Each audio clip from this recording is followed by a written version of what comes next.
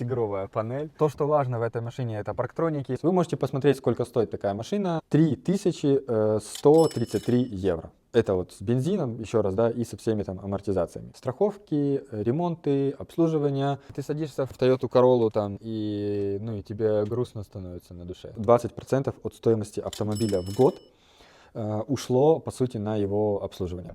Это каршеринг, шеринг самокатов, велосипедов, это дешевое такси, Uber, Bolt, это всего, что напичкано в Польше. Привет, меня зовут Стас, вы на канале о бизнесе в Польше, но это видео будет об автомобилях в Польше. Я подбил для вас цифры пользования вот этим автомобилем, которым я пользовался целый год. В общем-то, будет полезный наш практический опыт. Поехали! Здрасте. Любой мужчина хочет стать обладателем автомобиля. Желательно того, о котором ты мечтаешь в детстве. Желательно такого. Вон такого доджа, да? Да, желательно доджа какого-то заряженного. Вот. Это BMW, тоже машина, ну, скажем, о которой я мечтал еще в детстве. И я стоял тоже перед выбором купить себе какую-то новую машину, но какой-то попроще марки. Я рассматривал Toyota Corolla. Ну, там, или бэушную Corolla, да, купить. Ну, условно, Toyota, да. Либо же купить машину постарше, вот такой вот средний плюс уровень, но как бы старую, да. Немножко вводной. Машина, о которой идет речь, это BMW E60 2004 года. 2.5 дизель, автомат, расход по городу 12-14 литров. Сейчас кто-то будет плакать от этих цифр. Расход по трассе 8-10 литров. Ниже 8 расход по трассе я не видел, честно, в этой машине. Это здоровый кабан, который тулит просто, ну, большая здоровая машина. Стартовый пробег 306 тысяч. Это старая машина 2004 года. Польша дает возможность купить действительно дешево автомобиль. Дилемма обычно такая. Либо покупать новую машину с салона и брать ее в рассрочку на фирму, чтобы списывать себе в расходы и ВАТ, и, ну, как бы, иметь свеженький автомобиль. Либо покупать бэушку, но она уже твоя, и, как бы, там, дешевле ездить. И обслуживать. Да, как ты принимал решение? Я принимал решение так, что я посмотрел сначала цены на лизинг автомобилей, которые вообще бывают. Я смотрел лизинг на фирму с два варианта авто. Это я смотрел BMW, ну, там предпоследние года. И я смотрел Toyota, да, потому что и то я потенциально хотел бэушное покупать. Вот. Ну и понятно, что нормальная BMW в лизинг там встает тебе в от 2500, но в целом это там 3000 злотых вполне себе нормально BMW встает. Toyota встает тебе там 1700 до 2000 злотых, ну там можно за 1500 злотых найти какую-то там Toyota Corolla. Вот так, ну, гибрид, да. Вот такие вот были дилеммы. Я набросал дальше потенциально в таблице стоимость покупки бэушного авто, его амортизацию в год, сколько я потрачу на страховки, на то, на все. В теории, а мы сейчас узнаем на практике. А мы узнаем на практике. Есть вещи, где я ошибся. В частности, курсовая разница, курс подскочил, цена топлива, собственно, которая стала стоить дороже и так далее. Пока я еще выводы свои не сделал. Мне надо посоветоваться с друзьями, со знакомыми, самому принять решение. Возможно, я перейду на лизинг, но я не жалею о том, что я сделал. И смотрим цифры. Ну что, давайте обсудим теперь цифры. Сейчас набросаю вам вообще структуру расходов, которая была за этот год. Первое — это страховка. 368 злотых и 1140 злотых я заплатил за страховку. В первый раз я доплатил за ту страховку, которая была от прошлого человека, и 1140 я заплатил как бы за свою страховку. Дальше. 5750 злотых я потратил на ремонт машины, на ремонт этой машины. И это первая цифра, которую стоит зафиксировать. Из дополнительных всяких вещей это диагностика, это замена колес 2 раза, это там я докупил запаску, аптечку и всякие приколы. В общем-то, еще допы у меня забрали 1650 злотых. Это в контексте года, да. Итого расходов за год с начала покупки машины 9200 злотых или 1960 евро. Сюда еще раз включена страховка на год, все там, техническое обслуживание, все ремонты, которые были, все допы, которые я покупал на машину и так далее. Важно, я покупал машину сразу с летней и зимней резиной, потому что если бы этого не было, то мне бы еще там со стартовой резины вставало бы там в 2000 злотых. Итого, друзья, 1960 евро, то есть 2000 евро у меня ушло вот за год полностью на обслуживание машины. Страховки, ремонты, обслуживание, омывалки стекол. Я включил и посчитал в эту стоимость все. Ну, естественно, кроме топлива. Мы сейчас топливо с вами обсудим отдельно. Да? Таким образом, ну вот такой кейс. Вы можете посмотреть, сколько стоит такая машина. В таком состоянии, машину, которую я брал, это в среднем 30 тысяч злотых. Она, по крайней мере, на тот момент стоила. Это средний ценовой диапазон. И можете себе уже прикинуть, там, ну, посчитать, сколько это на входе стоит и сколько в обслуживании. Давай я расскажу в завершении по машине, что здесь есть. Вот. И какие здесь есть ошибки. Ребята, покупая бэушную машину, надо понимать, что есть вещи, которые максимально можно правильно проверить на старте, да, но есть вещи, которые будут по-любому вылазить потом, да. И чем меньше, чем больше вы проверите всего, всяких кнопочек, штучек, дырочек на старте, тем меньше потом у вас будет проблем, вы сможете хотя бы сбить цену на ремонт этой вещи. Что здесь? Перед вами BMW 2004 или 2005 года, дизель 2.5 объем, 189 или там что-то, или 180, по-моему, лошадей, точно даже не помню, это не суть, я не супер эксперт в машинах. Расточенная, да? Она чипированная до 220 лошадей. Для меня едет очень быстро, то есть я катался на более динамичных машинах, но мне такой достаточно, честно. Она достаточно большая, тяжелая. Здесь есть регулировка сидений в разных положениях, подогрев передних сидений. Вот такие подстаканники. Вот этот плохо открывается, пожалуйста. Вот такие подстаканники. Климатизация двухфазовая. Отдельно климат для этого человека, отдельно для водителя. Нормальные BMW-шные прикольные фары, зеркала, которые подстраиваются по кнопочкам. Что еще? Сзади есть такая штука, которая вылазит на заднем зеркале и защищает от солнца. Стандартная BMW-шная такая панель, куда можно что-то сложить. Ну все, в целом стандартная машина, старая машина BMW, вот с таким сидишником еще, да, здесь сидишники. Вот тут бардачок, тигровая панель. То, что важно в этой машине, это парктроники, парктроник спереди и сзади. Это спасает. Это очень спасает в Кракове. Я уже деранулся спереди, это с парктрониками, я все равно затупил. Деранулся там чуть-чуть на бампере.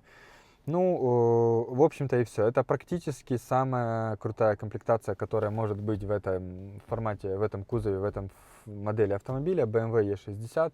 Тут есть люк, там два у него положения есть. Плюс он еще там закрывается, как стандартный люк. Короче, ну, кнопочки, все прям очень круто. Я когда сел в машину, влюбился в нее. Обивка. Представляете, это все в 2005 или 2004 году было. Обивка, подстаканники, кожаные сиденья.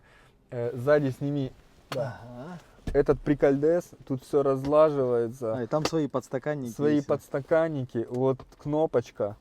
Чикс закрывается, ну короче, и ты садишься, понимаете, в чем нюанс? Ты садишься в Toyota Corolla там, и, ну, и тебе грустно становится на душе, вот. Но тебе может быть еще грустнее, когда ты узнаешь, сколько ты можешь потратить денег на содержание такой бэушной машины. Важные цифры и выводы теперь. Во-первых, это то, сколько я проехал. На машине я проехал 9605 километров примерно. Давайте округлим и скажем, что это 10 тысяч.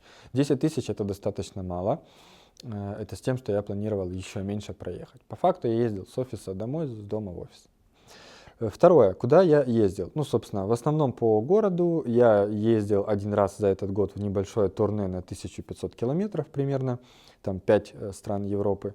Ездил пару раз в Закопане и пару раз я ездил Краков-Перемышль, Перемышль-Краков. Именно на ремонт машины я потратил 1225 евро. Четко посчитанная цифра. Я делал там такой специальный, в поддоне есть специальное место, куда скапливается, стекается масло с двигателя, на польском это называется миска. У меня дворники ломались, я их делал, но в целом я вам могу сказать, важный момент, там на 2000 примерно я заправился, я поменял тарчи и клоцки, это тормоза, полностью тормозную систему и спереди, и сзади. Это и сам тормозной диск, и колодки. Поменял один раз масло, вот сейчас подошел год к концу, я буду опять менять масло. Я считаю, что если бы я проехал бы не 10 тысяч км, а 20 тысяч км, то на ремонт у меня бы ушло примерно на 500, а то и на 1000 евро больше. То есть я считаю, что мне повезло, давайте так, исходя из того, что говорят люди. Или это нормальный показатель. Примерно, если взять стоимость машины в 6000 евро, то это плюс-минус 20% от стоимости автомобиля в год ушло, по сути, на его обслуживание, на его содержание. Еще интересный момент по бензину. Я тоже считаю, что я не очень много заправлялся. Полный бак у меня стоил 460 злотых. Я заправлялся в среднем один раз в месяц. Соответственно, в год у меня ушло примерно 5500 злотых на бензин. С тем, что литр дизеля турбо, там есть два дизеля, есть простой дизель и типа какой-то турбо. Я заправляю турбо, мне сказали, что вроде бы расход меньше и машина лучше будет работать. 7 злотых 60 грошей в среднем стоит вот такой вот турбодизель. И это примерно 1,6 евро. Итого, вот интересные цифры. Содержание авто в год — это бензин, страховки, ремонты, там все умывалки, омывалки, все остальное. Мне обошлось в 3133 евро. Это вот с бензином, еще раз, да, и со всеми там амортизациями. Если взять в месяц, то это 1227 злотых или 260 евро. Если взять в день, то это 8,7 евро, либо 40 злотых. Итого давайте подрезюмируем. У нас есть цифра в 1200 злотых, там 1200-1300 злотых в месяц за пользование бэушным автомобилем. Тут есть дилемма. Ездить на своей вот этой бэушной машине, пользоваться такси. Средняя стоимость такси в Кракове это, пожалуй, 20 злотых. Если в одну и во вторую сторону, то это 40 злотых. Как раз то на то и выходит. Либо взять в кредит или в лизинг автомобиль там какой-то условно новый с салона. Можно взять за 1200-1300 злотых, нормальную какую-то машину. Да, это нюанс в том, что это не будет BMW. Давайте сразу с вами определимся. За 1200 злотых ты не возьмешь себе никакой нормальную BMW с салона в лизинг. Но ты возьмешь что-то попроще, зато типа в лизинг с салона, и потом ты, если захочешь, выкупишь эту машину на себя. Мне интересно ваше мнение, как вы считаете, что выгодней в этой конструкции, чтобы вы выбрали, посоветуйте мне, пожалуйста, как мне поступить, потому что у меня реально дилемма. Продолжать ездить на этой машине, взять какую-то машину, условную Toyota Corolla, да, я к ней прицепился, из салона в лизинг, купить бэушную Toyota Corolla, просто другую заменить ее, либо вообще ездить на такси или на общественном транспорте и не морочить голову. Интересно ваше мнение. С текущими возможностями, которые дает современная экономика. Это каршеринг, шеринг самокатов, велосипедов, это дешевое такси, Uber, Bolt, это всего, что напичкано в Польше. С другой стороны, большим количеством обязательств, которые ложатся на плечи собственника машин. Это налог от покупки, это обязательная страховка, ездишь ты на ней, не ездишь, которая берет там в среднем 1500 в год, допустим, да. ТО, и так далее. Смена резины, если ты ее не меняешь, то тоже можно влететь на штраф. Мыть, если ты ее не моешь, тоже можно влететь на штраф. В общем, с учетом вот этого всего есть дилемма. Первое, это покупать машину. Второе, брать машину в аренду. Третье, это пользоваться такси. Общественный транспорт, такси.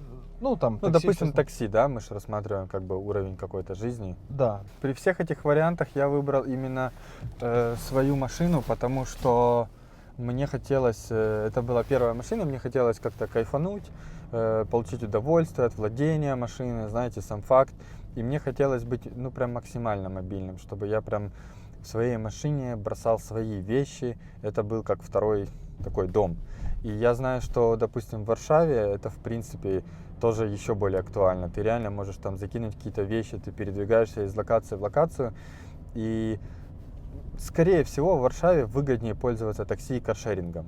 Но комфортнее по-любому в своей машине. И я как бы, по всей видимости, мы с вами цифры обсудим, я переплатил за комфорт. И я как бы понимал, что так и будет. Я переплачу за комфорт, который я хочу получить. У меня еще была такая дилемма, я пользовался услугами автоподборщиков вот этих, да, и в итоге я купил машину как бы сам. И у меня была такая дилемма, что типа автоподборщики многие мне говорили, не бери старого немца, вот этого эксклюзивного, не бери Mercedes BMW старые, вот эти Ешки, Цешки, BMW-шки, потому что, ну, ты просто задолбешься их чинить. И возьми себе типа какую-то Шкоду, просто езди жоповозку и не парься.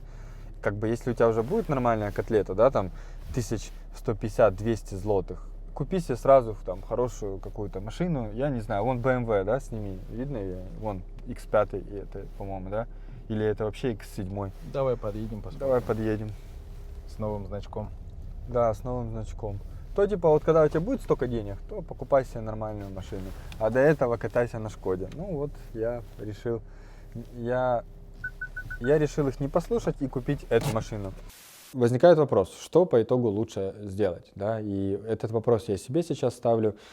На самом деле, если тебе приятно и комфортно ездить на BMW или Mercedes или Audi, да, и она такая классная, то действительно BMW, Mercedes и Audi до 2010-х годов, они такие типа, это романтика, знаете, это романтика, от которой ты либо получаешь удовольствие и кайфуешь, либо это тебе не заходит, и ты считаешь это каким-то странным старьем. Ты либо платишь за эту романтику, и переплачиваешь за нее, потому что они постоянно будут ломаться. Поверьте мне, любая машина там, таких годов, она по-любому будет ломаться, с ней по-любому будет что-то происходить. Вопрос в том, повезло тебе или нет, и у тебя сломался двигатель, да, или у тебя сломались там какие-то, я не знаю, там, шнурочки, проводочки, да, но по-любому будут какие-то проблемы и ошибки. Либо же ты берешь машину в лизинг, либо в кредит на себя, там, на фирму, либо на себя, как на физлицо. Ну тогда вопрос, собственно, как лучше покупать? Все-таки на фирму, либо на себя? Я считаю, если у вас много доходов на фирме, то особенно с ватом, с НДСом, да, внутри Польши, то лучше покупать на фирму в лизинг. Если же непонятно, что там со стабильностью доходов, непонятно, у вас там доходы, возможно, за границей, да, и они без вата, то я бы советовал покупать какую-то бэушную машину, а вот уже какую. Где в Польше покупают машины? Где искать машины, если? В Польше ищут их на Automото, на OLX, на Facebook Marketplace. В принципе, это основные источники. Я в Фейсбуке нашел. Ты в Фейсбуке, кстати, Просто нашел? тупо в соцсети купил машину. Я рассматриваю вариант взять какую-то машину проще самой уровень марки, да, то есть там Toyota какую-то условную, Toyota Corolla, и взять ее просто в лизинг на фирму.